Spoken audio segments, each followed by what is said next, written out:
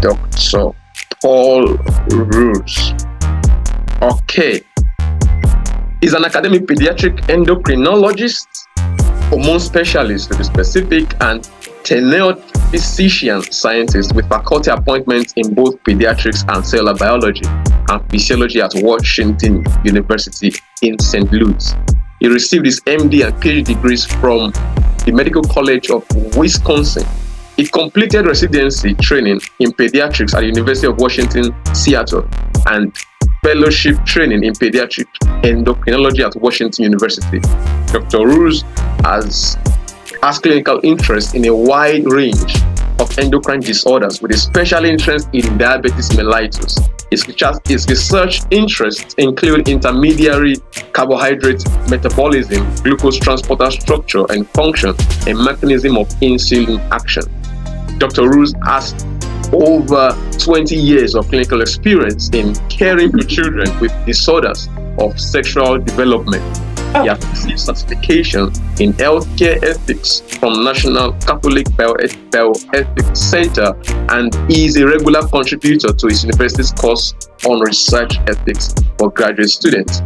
Dr. Hruz has also assisted the Cmda as Clinical Medical Association in reviewing scientific evidence for the medical management of sex-discordant gender identity.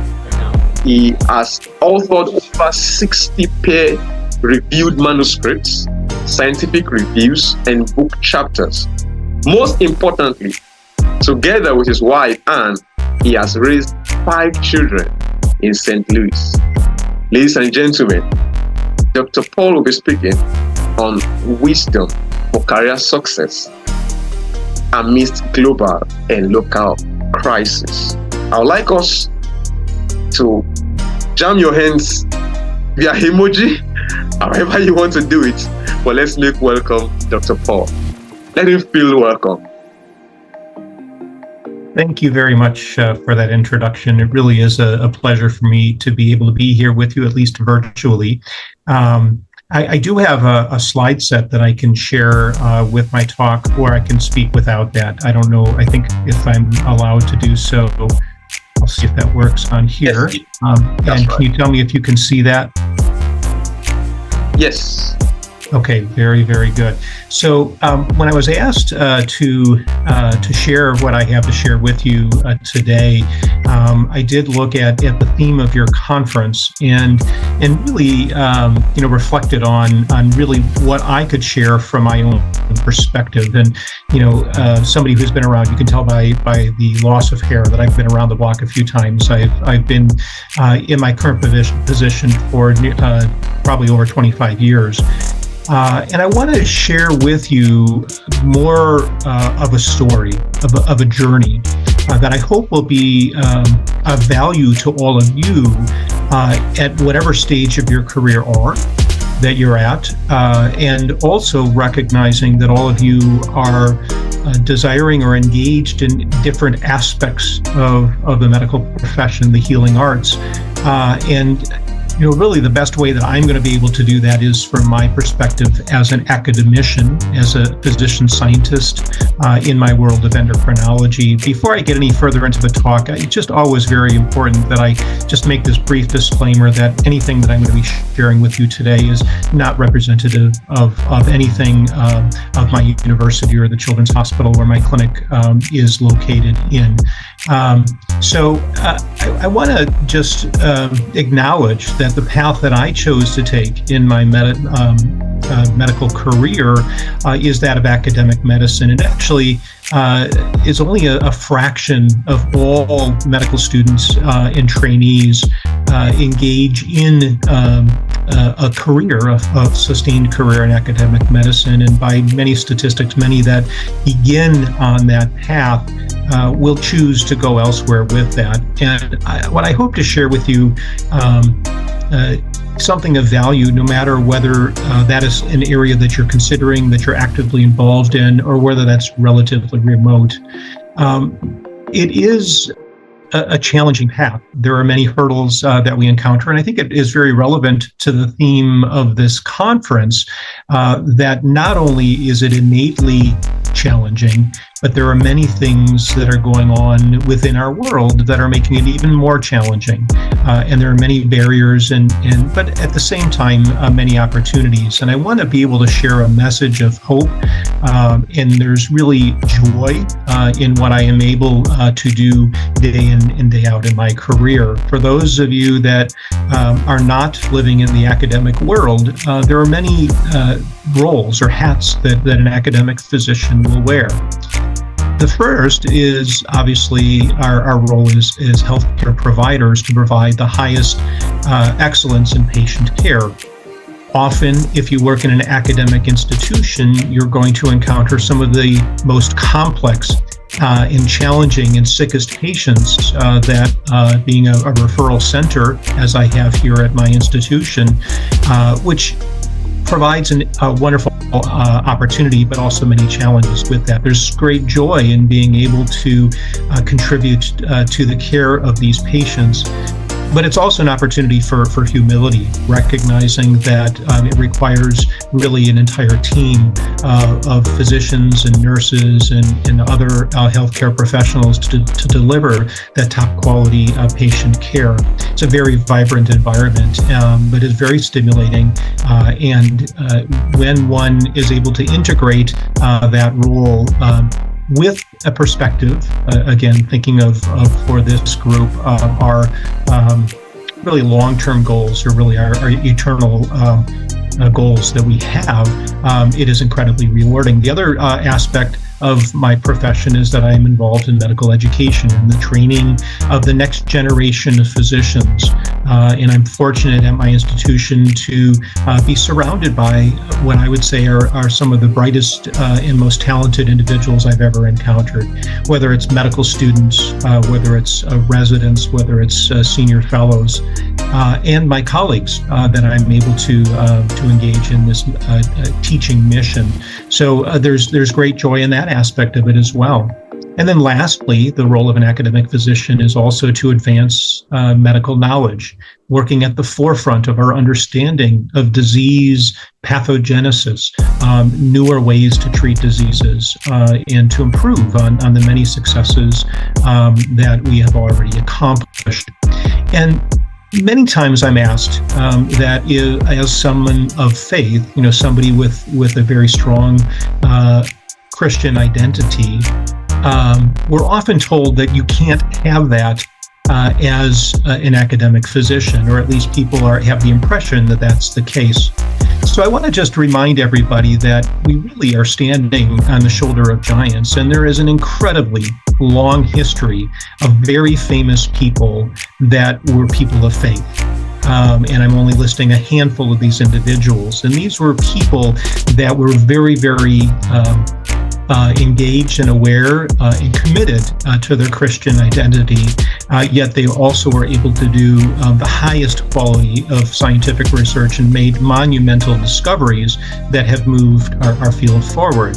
And as I reflect on that, I want to share with you the journey that I took to be able to get to the point where I am currently at as a physician scientist. And I want to just begin where I think we all begin. When I was very young, I was just in awe at the beauty of God's creation, of the world that we live in, and just how incredibly beautiful it is. And even now, with the new technologies, for example, as we explore distant galaxies and stars with new telescopes and in areas of physics and astronomy and the like, that awe has always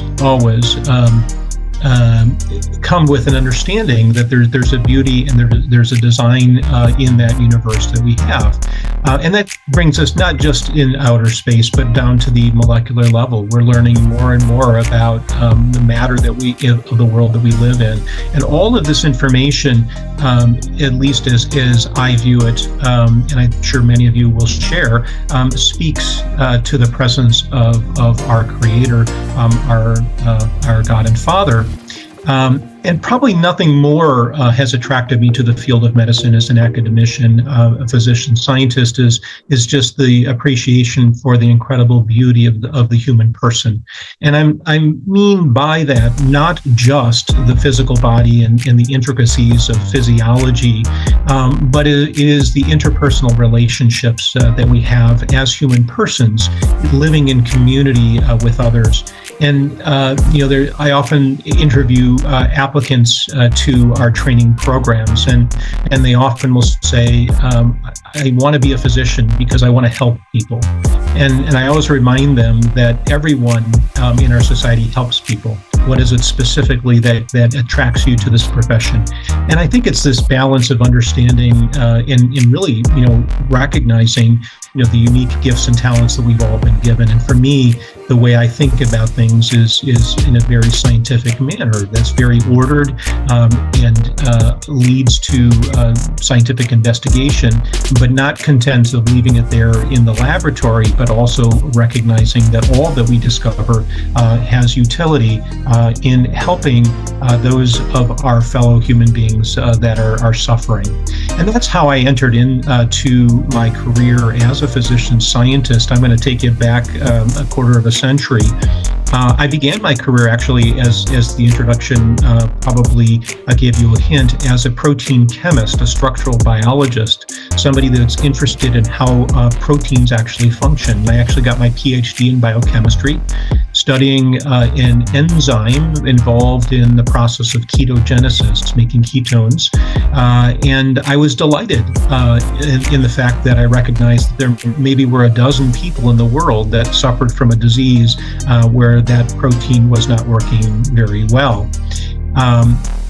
But when I finished my graduate training, I had both training in that and clinical medicine. There were many things that I learned along the way and that I thought were going to prepare me for my career as an academic physician. When I got to my current university in 1997, little did I know, I had no inkling of how my training and my faith perspective was going to be called to serve people at that time. I thought I had everything figured out. I was very focused on my career development, recognizing that when we talk about the keys to success or wisdom to share for success, maybe the first question that we all need to ask is, how do we define success? And when I began my career, I defined that success in the way the world understands that, of being well recognized and well known. I didn't have a roadmap per se. I don't know if you know this. This is from the Lord of the Rings trilogy, the Path to Mordor. If you're familiar with the storyline of that piece of fiction, you'll recognize that really parallels many of the challenges that we often face as we're navigating a world that is often hostile to those of the Christian faith. So in academics, we often talk about this as the academic ladder. You begin as a student, and then you get advanced training as a postdoctoral fellow, and if you're lucky, you get a faculty appointment as an assistant professor. And each stage along the path of an academician requires one to demonstrate their superiority in relation to others, to be able to prove that you're better than everyone else. There are many enticements in that process that lead to self-centeredness, which is very much against why I initially entered into this profession. Also note on here that at each step along the way, there are many people that fall off that ladder, that they don't actually make it to the next step. And so there's lots of fear that can be instilled into not making those transitions, looking at the goal of being at the pinnacle of your career and being respected by your colleagues. And so the dangers that those of us in academic medicine, and I can probably say for most of us that are in professions, and maybe people in general, are the usual suspects that try to get us off task. And I think it's the temptations of the flesh the world and the devil. And in the area of academic medicine, one of the ways one succeeds in doing research is to be awarded fairly substantial research awards of millions of dollars, which it takes to do research, a very competitive process. There are awards that one receives in recognition for one's achievements. And all of this in the pursuit of a worldly goal can, as I discovered, get one off track. And so early in my career, I discovered that I wasn't going on the path that I desired. And it was really a series of events that happened for me that helped to transform that goal of how I define success.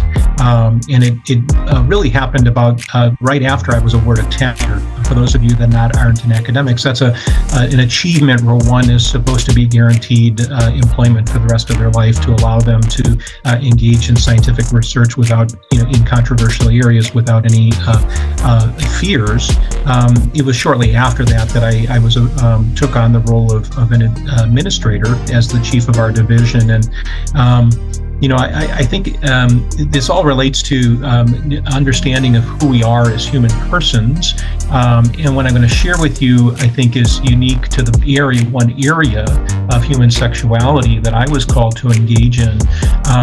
But I think that there's a deeper message that one, can, at least I discovered in this whole process. And that really is that when we think about who we are, in true humility is not thinking that we're of no worth. In fact, we're of incomparable worth, being created in the image and likeness of God. True humility is recognizing that we were created, that we were given a gift, and not getting caught into the lie that we are responsible for all the gifts that we have. And that's what I mean by that. Now, as I speak on this transition here, what did it for me is that shortly after I became a leader in my division, I was approached by some of my faculty that wanted to start a gender clinic. And I think most of you are familiar with the ongoing discussions that continue to this day on how to best care for individuals that experience a perception of their sexual identity that's different from their sexual biology and sexual identity. And when I approached this as a physician scientist, I really viewed this as the way I do as a scientist of looking what were the premises that were being put forward to address this problem of real suffering, and try to be very clear that there are two very different scientific premises that lead to different hypotheses about the best way to treat these individuals. Again, something that certainly is in agreement with what I understand from my Christian faith, but also in concert with what we know from science. And again, I'm reminded that faith and science are really not in contradiction, as has often been said. They're really like two wings of the dove that allow us to rise in contemplation of the truth. The same quote from the person I shared in the previous slide, Karl Wojtyla, known as John Paul II, really wrote on that very strongly. Now, when I entered into that dialogue, I didn't expect that, again, I'm talking about real data about how these individuals that are affirmed in their gender identity are doing, both in health and well-being, and looking at the data showing that significant morbidity exists in this patient population, and that the approach of affirmation with medical interventions, including steroid hormones and puberty blockers and surgeries, were not leading to the effect. I think we're getting back here. Okay. You're explaining something on those on three important facts that you've been able to find with respect to the sexual orientation and gender disoriented individuals. This research now, not even just maybe religious, but research findings. Do you want to shed more light on that? Well, yeah. So what I was hoping to do is really share, not so much on the specifics of the science. I think that there's much I could, give a very lengthy, discussion of that actual science and where that stands. But I want to move beyond that, depending on most of, I think, you here that are listening to this presentation may not be called to have the exact, same discussions that I'm having right now. But I want to share with you my experience of that being attacked for trying to have a scientific conversation, of trying to do what I do as a physician scientist. And really it was, what we call ad hominem attacks. So, really in when you're having a dialogue with somebody and they resort to ad hominem attacks, it usually reflects that one understands that they've lost the argument, and you have to attack the deliverer of the message rather than the message itself. And I think for many of us, when confronted with that, the natural and the goal actually in making these ad hominem attacks is to silence the discussion, to make people really run away. In fact, that was how I felt, that you almost feel like we want to crawl into a corner and not continue in that dialogue. But I want to share with you that the way I approached that at that particular time of my career, I really decided to assume a very different posture than shown on the slide here.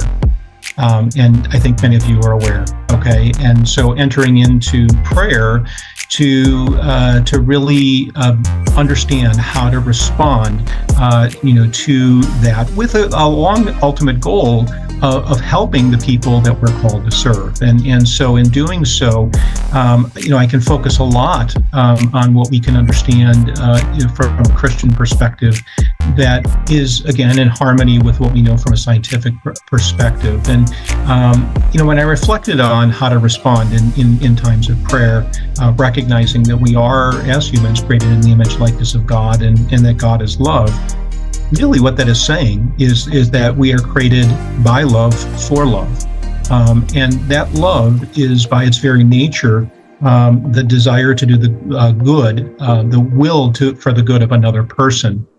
And in thinking about our sexuality, our bodies speak that reality, that our orientation as sexual beings is intrinsically oriented outside of ourselves, so that the only way that we're completed as human beings is with another person. I always tell my students, when we're talking about biology, that we all have a circulatory system, we all have a cardiac system, and then I say, do we have a reproductive system?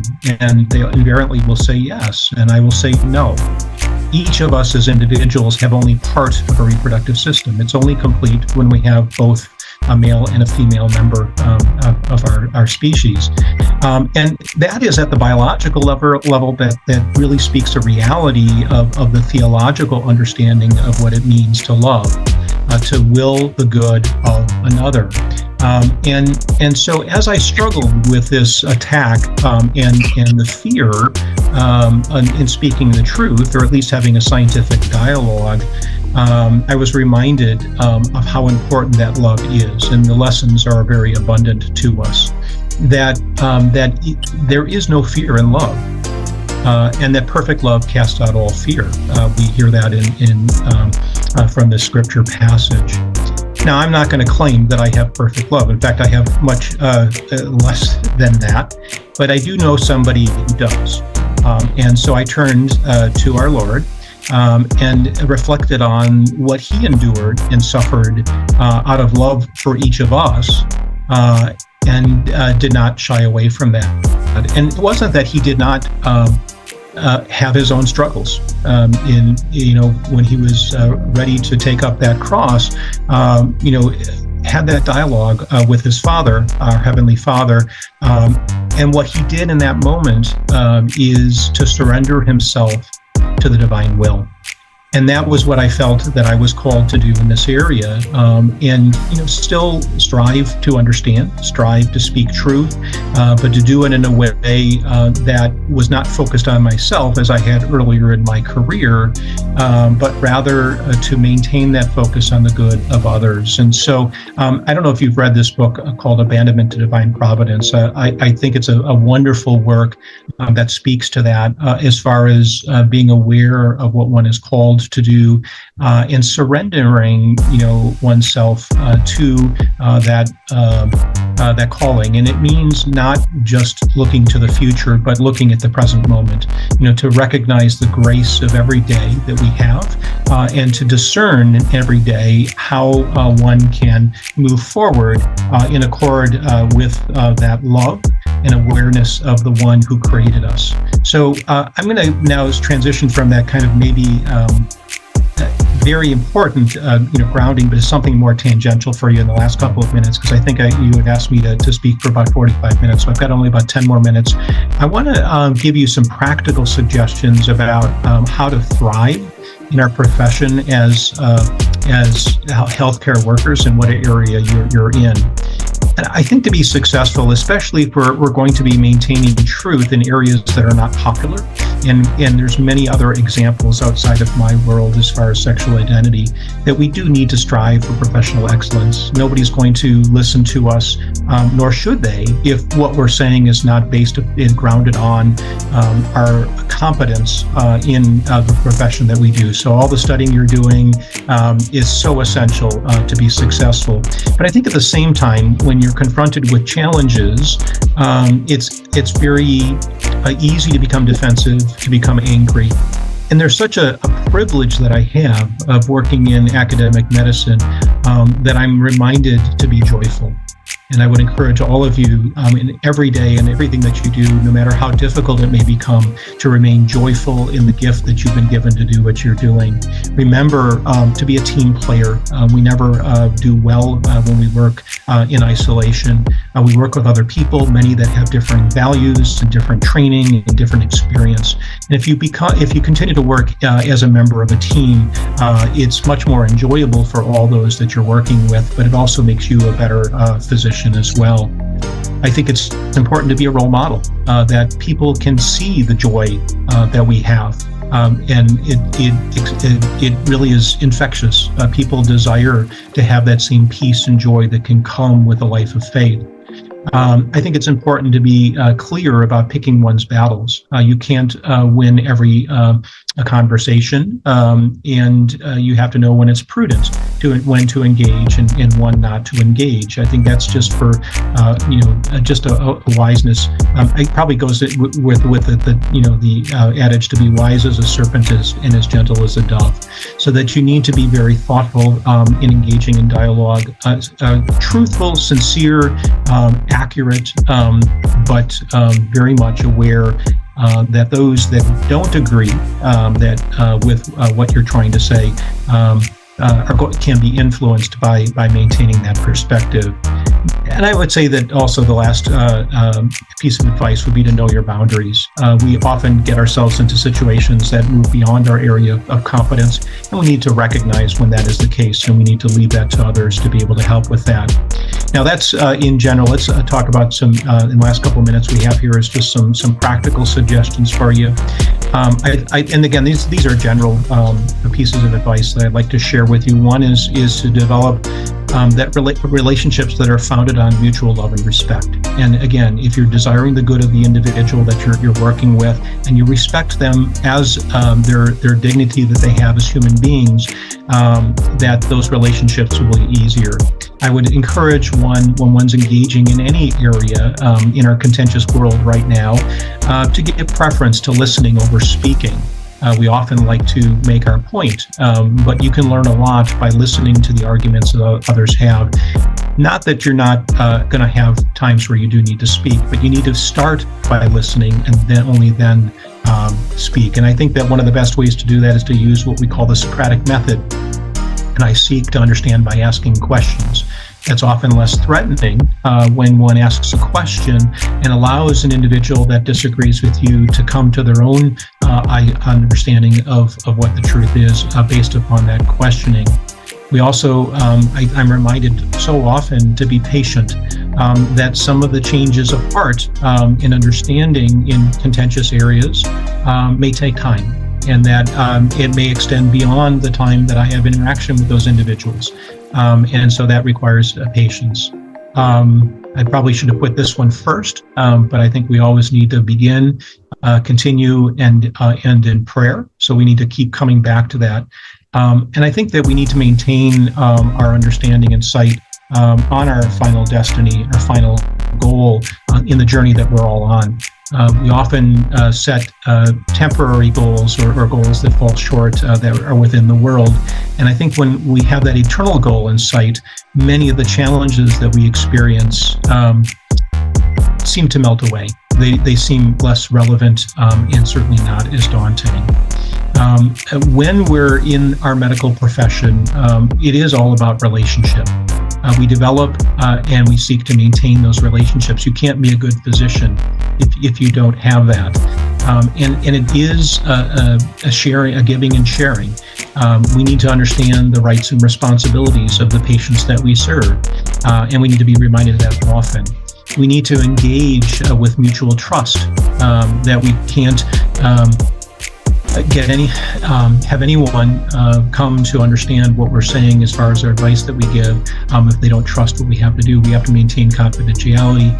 This one's a key. I think understanding the personal dignity of every single human being, no matter what their background is, their training, the condition that they have that we're seeing, they all have the same and equal dignity.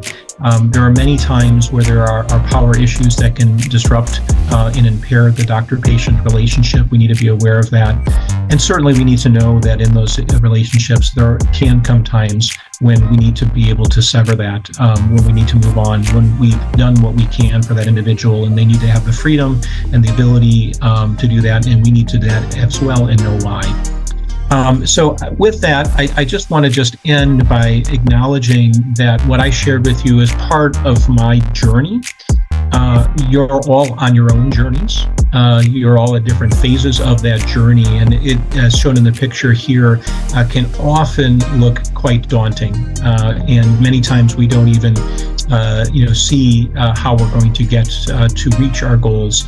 And I think that every journey that we have begins with that first step. So I think no matter where you are, I always pray, to know where I need to put my foot down in my very next step. I don't always pray or very seldom pray about what the more distant aspects of that.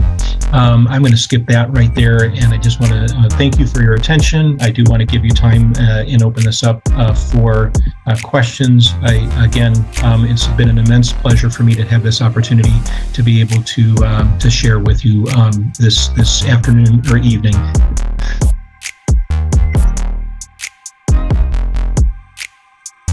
Awesome, beautiful.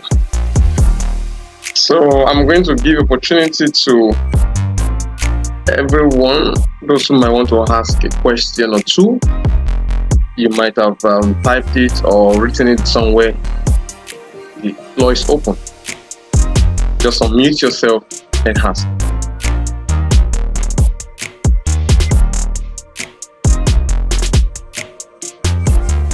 Okay. Hello. Thank you so much, Dr. Paul, for the insightful presentation. I mean, this is not my first time hearing you speak at a conference, but every time you speak, I'm always amazed at the way you combine faith and science. And as you said, there are two wings on a door.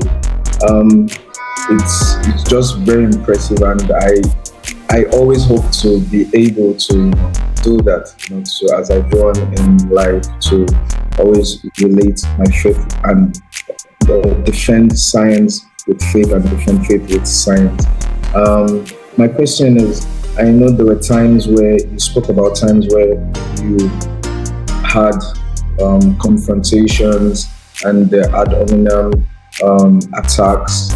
Right, and as you said, during those times, it's it's really affected you, but you prayed. But how did that influence your decision in getting involved in other projects?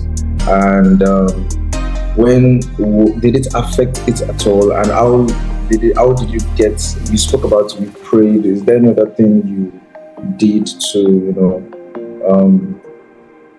move on and to carry on with the projects that you were inspired to do? Yeah, so if I understand, that there really, that there are so many opportunities. I tell this to my trainees all the time, that there's only so many hours in the day, and we only have so much that we're going to be able to accomplish. There is an element of making decisions about what to study or what to do, that really come from the heart. That there are things that we're drawn to, and certainly myself as well. The fascination with proteins and how they actually work led me to become a protein chemist, and the desire, when I got interested in the field of endocrinology to make improvements in the care of people with diabetes, I think was really very much motivational. But there are times when one sees that the gifts that one has been given, and I will speak specifically for myself, that I would not have chosen, but it's very clear to me that is what I'm called to do. Very many years before I actually engaged in the confrontational area of sexual identity, there was a desire. I was reading books, philosophical books and theological books that spoke to many areas. I couldn't figure out why I was attracted to it. I had no idea that it had any practical value. I just felt a desire, and I know that in times of prayer, that I'm often led in that direction as well. And to be, I think it's so essential. I think that many times, our visceral, our gut reactions or our desires, because we're broken, we were born in sin, that we've got a vestige of that, that they're not always the best things for us. But if we, my advice is to remain in prayer, and the way to discern, what to spend the limited time that one has in doing what we do, in prayer, is where do you find that peace? And I can say that I am absolutely blown away by how I can be called to speak on a controversial area and experience a peace that is beyond all understanding. And there's no other answer that I have, is that it's not coming from me. And I when you experience that, that you're doing what the Lord is calling you to do. It's so far beyond myself. It's not what I would have chosen. Yet there's a joy and a peace of being able to be even in the uncomfortable situations. So there's always that. What I find, the tension is when am I serving? When am I truly loving? Going outside of myself, or when am I focused in just the opposite, on my own ego, on my own career development, on my own success? And the contrast between the two as I've gone along has become so much more apparent. That early in my career, it was about my own success. It was very self-centered. And I would say in something that is just the opposite of love. Directed inward rather than outward. So I think that's part of. Now, in that, for each of you, what is that could be very different. It's a journey that we're each on, and we need to discover that for ourselves.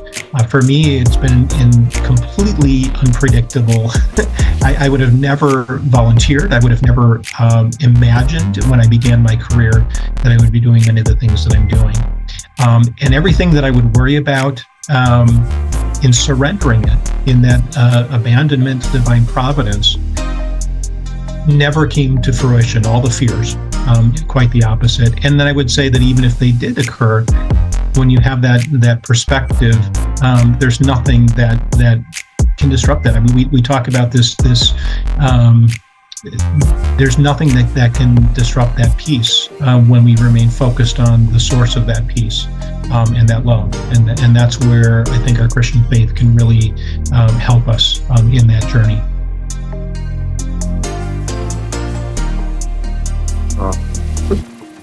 Thank you. That's profound. Thank you so much for that. Do you have any more questions, please?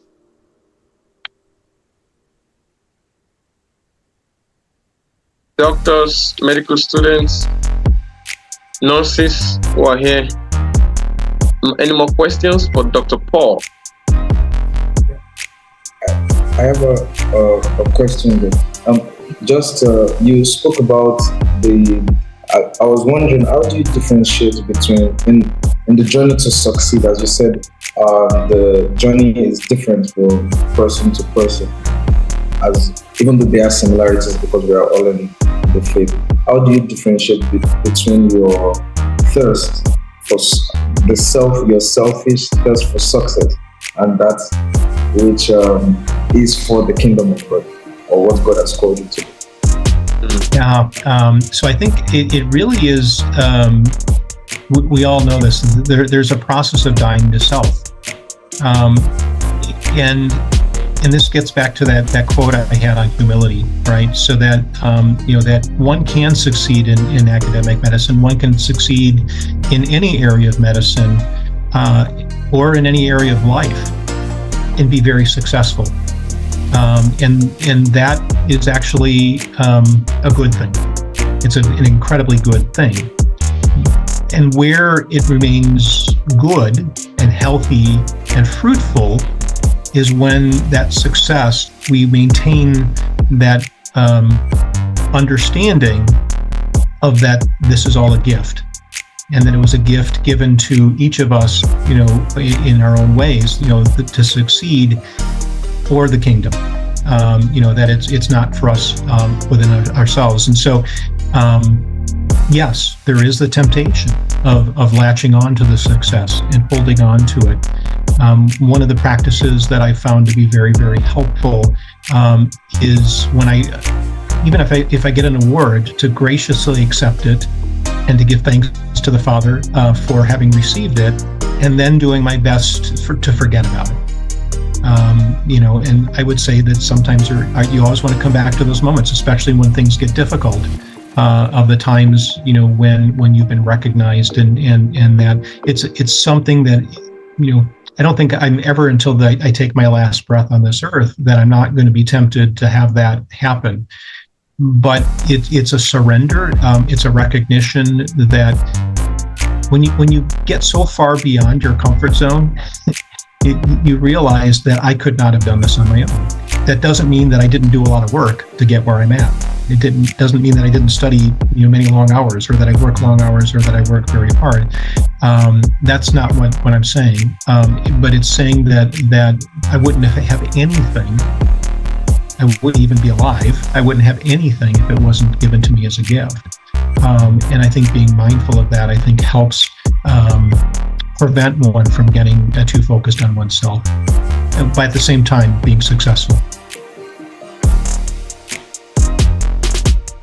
Okay. Okay, awesome, beautiful.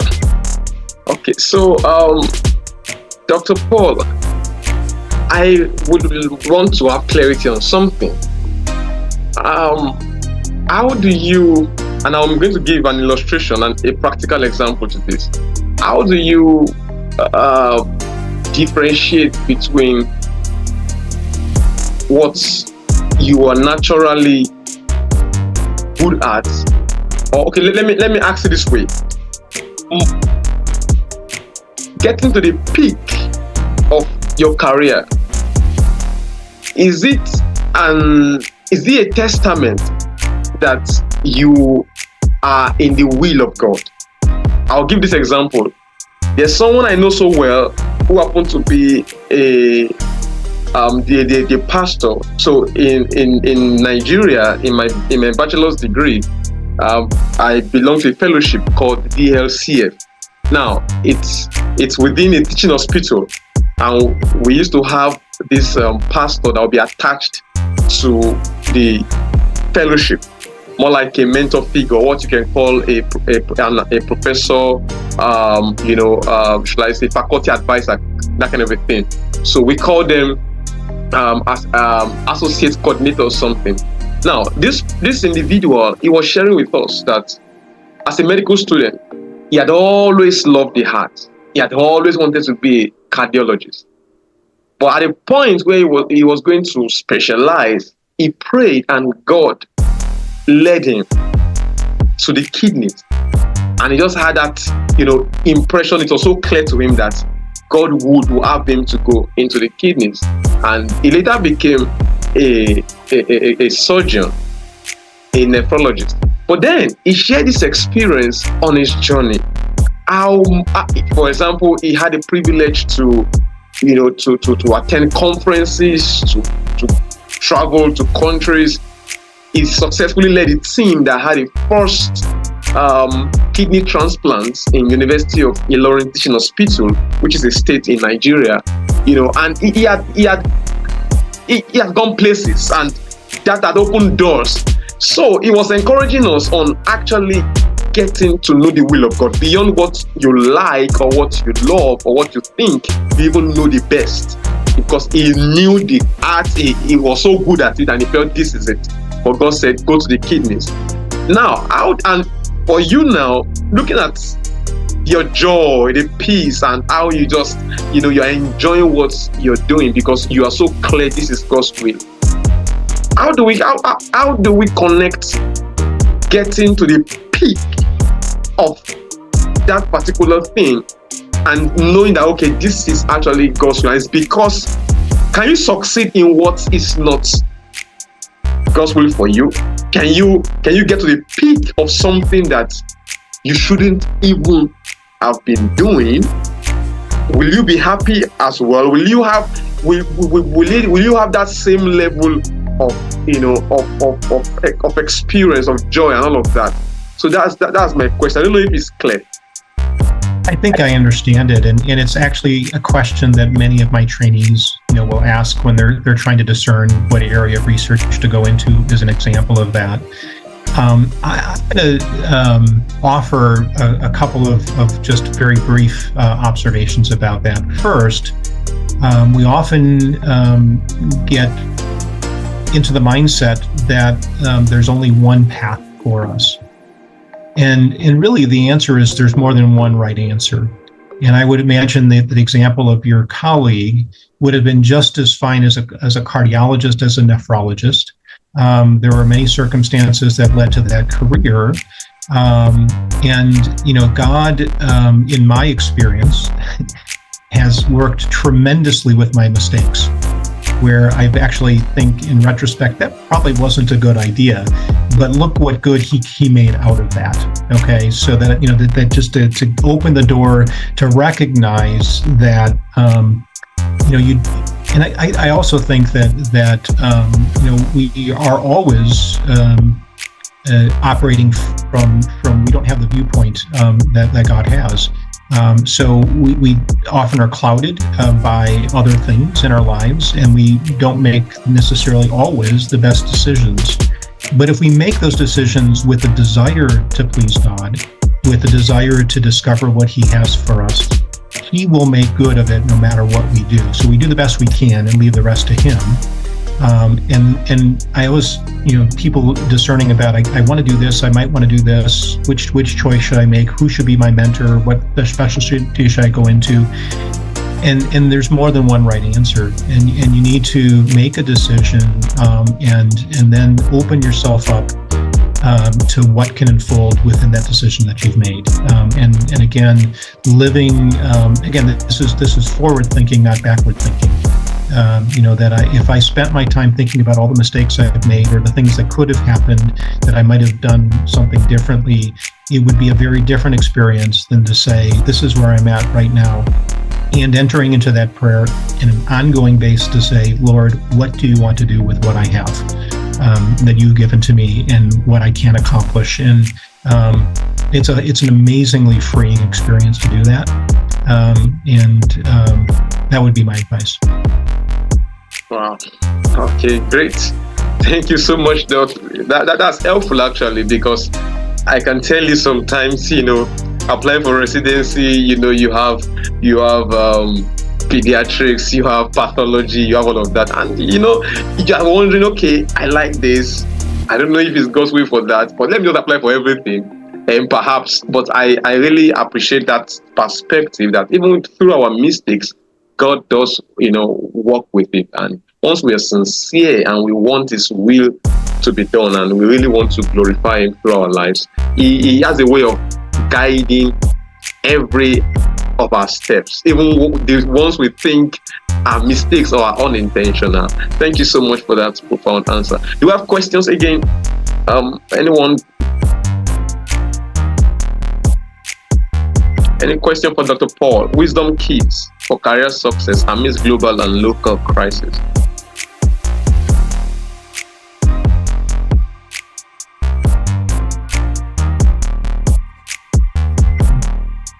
I think one last question is, what role did your partner play in helping you go through the hurdles and achieving success?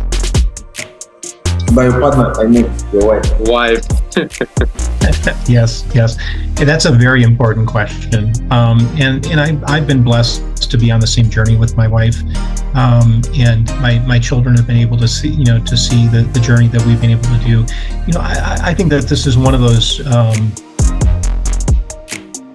questions that it's having the ability to on the side of my colleagues, there's a time when I just need to not worry what they think, but when it comes to my family, I certainly need to know what they think. In fact, my discernment process of what I say yes and no to involves a conversation with my wife. If I'm requested to do anything substantial, not whether I have, something to drink or, whatever, but if I'm going to be making a decision, certainly a big decision, the first thing that I need to do is take it to the Lord, and the second thing I need to do is take it to my wife, and then discern on it, and then make the decision on that. So we've been on the same journey, and I think that it's been difficult. I would say that it's no question it's been difficult. It always is in relationship, and I think that again, this is a great example in families and in marriage in general, that if the family is as it should be, every individual in that family is striving to act out of love. And again, that acting out of love is desiring the good of another. And when that's shared mutually, it achieves that, approaches that perfection that we seek. So it's been just as difficult for the family, but there's been a growth beyond what I could have imagined if we hadn't entered onto the journey. So I'm going to have to probably cut it off because I've got to get back to rounds.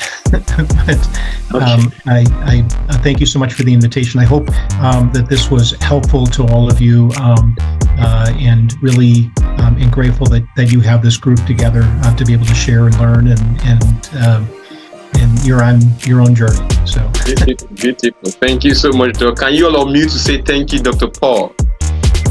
Thank you, Dr. Paul. Thank you, Dr. Paul. Thank you, Dr. Paul. Thank you, Dr. Paul. Thank you, Dr. Paul. Thank you very much, Dr. Paul. So much. Awesome. Okay, so much to learn, but I will just save that, for a future, discussion. But I think we can ruminate on that individually and just trust God's, get into a very good relationship with God and trust His guidance, His wisdom, that even in our mistakes, even in what we feel we are not so clear about, He has our back.